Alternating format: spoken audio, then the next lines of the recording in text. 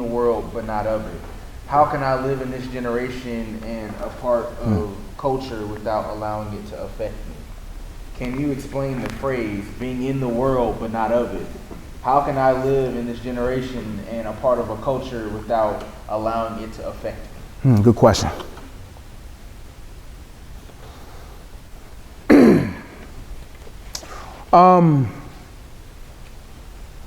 You could be in a lot of places, but don't really care much about where you in, right? When the Bible says, or when you hear the phrase, being in the world, not of it, being in means being aware, being discerning, being cognizant, but not being conformed. A submarine can be in water, but it's not water. You could be in a lot of places, but it doesn't mean you're of it. Of it means you adapt philosophies, ideologies, you adapt feeling, you adapt emotion. I can operate in this world in lustful environments, in prideful environments, envious environments, angry environments. I can be in them, but based upon what's in me will determine if I will be of it. If it's too much of God in me, it's impossible for me to be of it. Now, what does it mean to be having this God in me, right? Being filled with the Spirit. In order to be full of something, there has to be space for it to occupy to its brim. There are certain things in us that keeps us from really being full because, let's be honest, we probably give God maybe 70% of the real estate of our heart, but the other part is still for sale or is occupied by some type of satanic stronghold.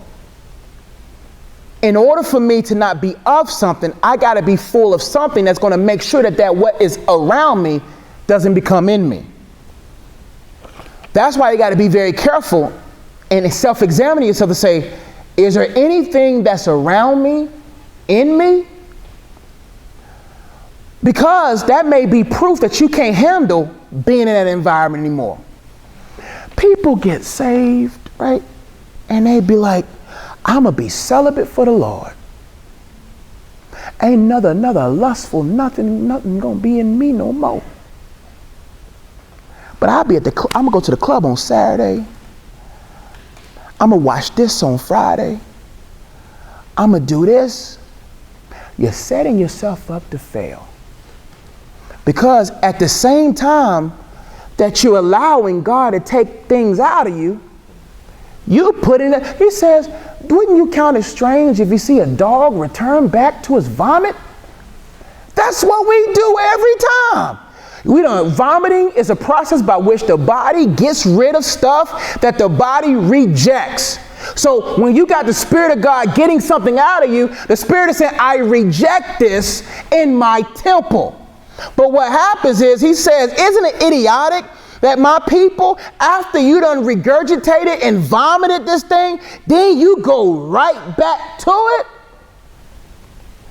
The saving work of God stops when you no longer allow his saving work to work. It keeps hitting that same barrier. And so many people, save me from this addiction, God. Save me from this. And God's saying, man, make a distinction. Who are you of? He said, I'd rather for you to be hot or cold. But if you're lukewarm, I'll speak. Where does that come from? What's that scripture from? What church was that? Church of Ephesus. Ephesus.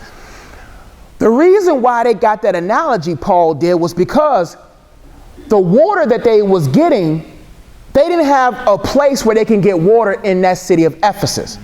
Therefore, they had to get their water from another village or place. So what they did was they built these different things to allow water to come down from a cool place or a hot place that about time it traveled down to the city, it was lukewarm.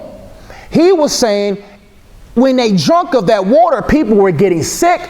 People didn't like it because it wasn't as fresh, because it was being passed down from a long place. What he's saying is, he's saying, man, I'd rather for you to be hot or cold. But if you're lukewarm, I have no choice but to spew you out of my mouth. Listen, there is nothing worse than lukewarm food, in my opinion at least. I either want something hot or ice cream. I don't really like stuff in between. You know how it is when you have, you know how it is when you have a meal you bring out the microwave? I'm about to preach now. When you bring the food out the microwave, some of it is hot, some of it is cold. But I watched a video many months ago that talks about how to get the heat to be dispersed evenly. You got to make sure you put a hole in the middle and spread it out. Saying that in order for me to be hot in all areas, I got to, this ain't even making sense.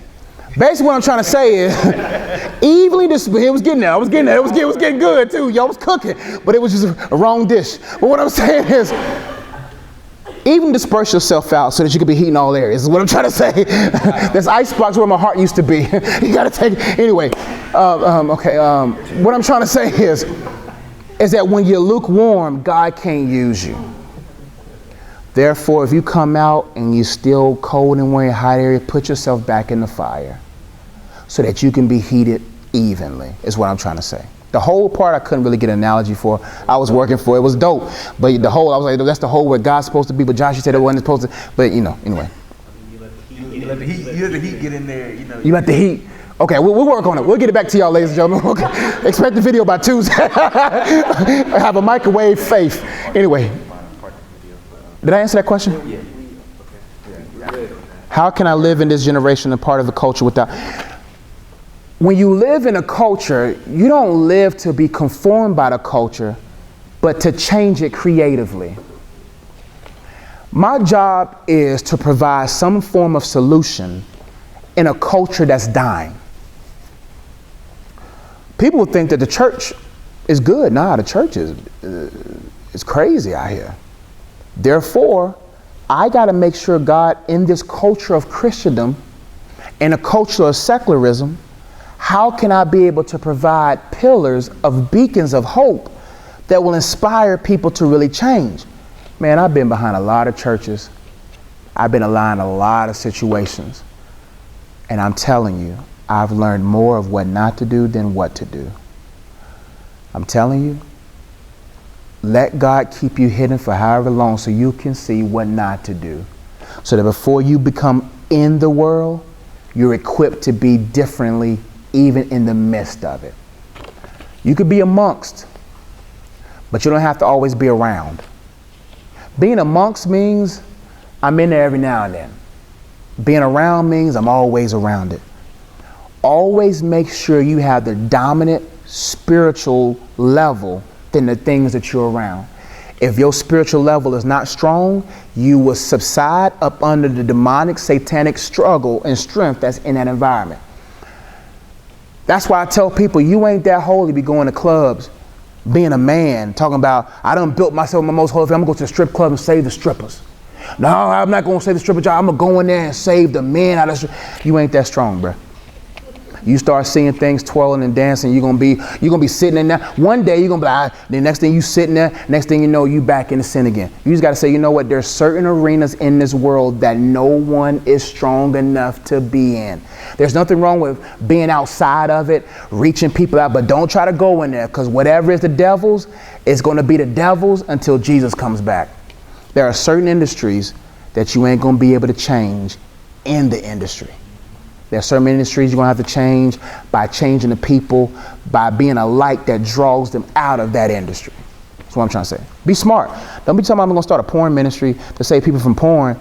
And you just got to be smart, man. You can't just be doing stuff and you know you're not strong enough. And there's certain things you ain't going to never be strong for because them demons are 10 times smarter than you in your own effort.